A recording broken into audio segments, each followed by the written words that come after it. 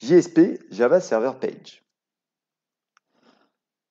On a vu par rapport aux servlets qu'elles offraient de nombreux avantages, d'être capable de rediriger des requêtes, d'être capable d'intercepter des requêtes HTTP, de faire du traitement complexe objet.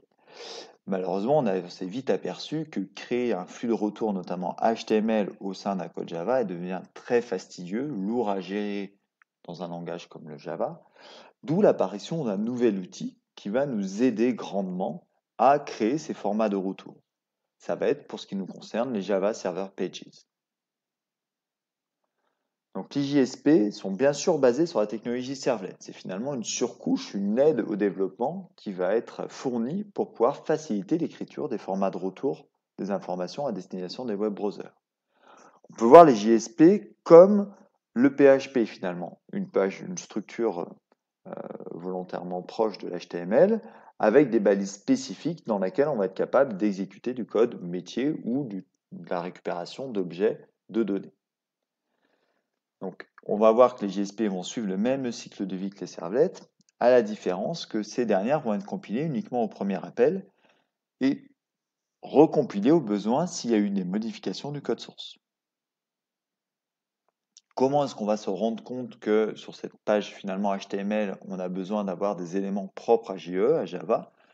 Ça va être grâce à des balises spéciales, chevrons %, qui vont permettre de dire qu'à l'intérieur de ce qu'on appelle scriptlets, on va être capable d'exécuter du code Java. Une page JSP est écrite en général en HTML, mais elle peut très bien être écrite purement en XML. Si on reprend le cycle de vie de ces objets particuliers, on va voir que, comme on l'a vu tout à l'heure, ici, on va charger nos servlets qui vont être en mode attente d'interception des requêtes HTTP. Et si un utilisateur fait une demande sur un template de visuel, donc une JSP, à la demande, on va être capable de récupérer ces fichiers JSP lors du premier appel, de le compiler et de le charger dans nos moteurs de servlet. Si un autre utilisateur va demander la même JSP, il va profiter de cette instance qui est déjà créée. Si maintenant un développeur vient à modifier cette JSP, à la volée, cette dernière peut être compilée et modifiée en tant qu'instance au sein de notre moteur de servlet. Du coup, si on reprend un petit peu notre cycle de vie de cet objet, lors du démarrage de notre serveur web qui va héberger notre application JEE, on aura toujours ce pôle de thread qui va être créé. Au premier appel de notre fichier JSP, ce JSP va vérifier s'il n'y a pas déjà une instance qui a été compilée. Si c'est le cas, il ne va pas recompiler encore une fois. Si c'est vraiment le premier appel, il va parser le fichier, convertir ce fichier en servlet, renvoyer le résultat converti à notre serveur, et derrière, notre JSP qui a été converti en servlet va finalement être traité comme des servlets, comme on a vu auparavant sur le cycle de vie des servlets.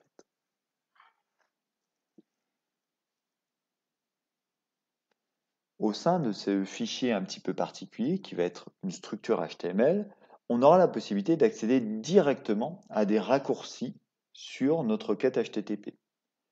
On l'avait vu avant, dans une servlet, on a à notre disposition l'objet HTTP Servlet Request et l'objet HTTP Servlet Response. L'objectif, c'est de rendre accessible directement à ces objets dans les JSP ou d'accéder à des sous-éléments de ces objets. On aura par exemple la possibilité d'accéder directement à un flux d'écriture vers l'extérieur qui fait partie de l'objet HTTP Servlet Response, ou encore de récupérer la session d'un utilisateur qui fait partie, elle aussi, des objets mis à notre disposition. On aura bien sûr, de cette façon, tout un tas de variables qui seront mises à notre disposition pour faciliter l'interaction avec le monde JE. Si on résume le comportement de base d'une JSP, tout ce qui sera mis entre chevrons % va être considéré comme du code Java à exécuter. Lorsqu'on va vouloir afficher le résultat d'une variable, on mettra un chevron % égal plus le nom de notre variable à afficher, sans point virgule à l'extérieur. Pour tout ce qui va être déclaration, par exemple des imports nécessaires comme des vecteurs ou encore des choses spécifiques au monde Java, on va le faire par le biais de chevron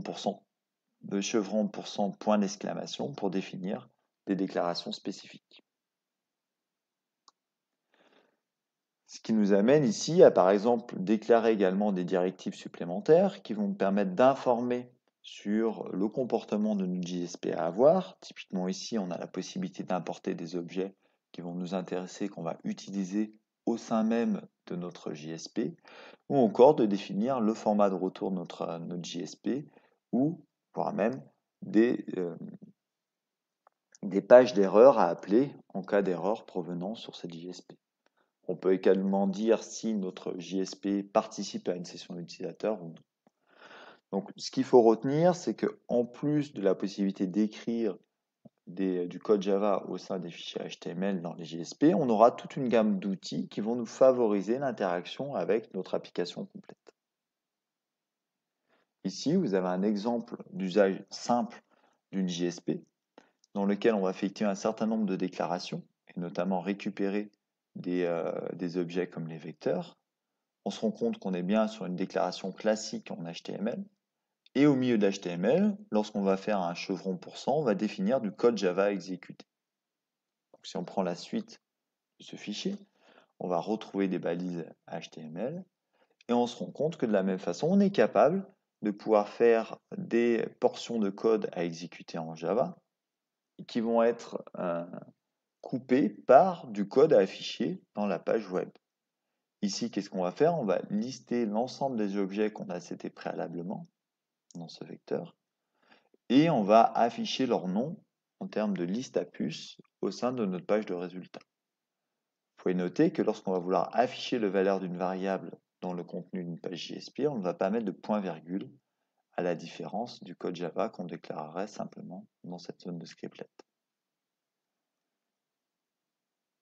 Voici le résultat qu'on aurait si on appelait cette page JSP.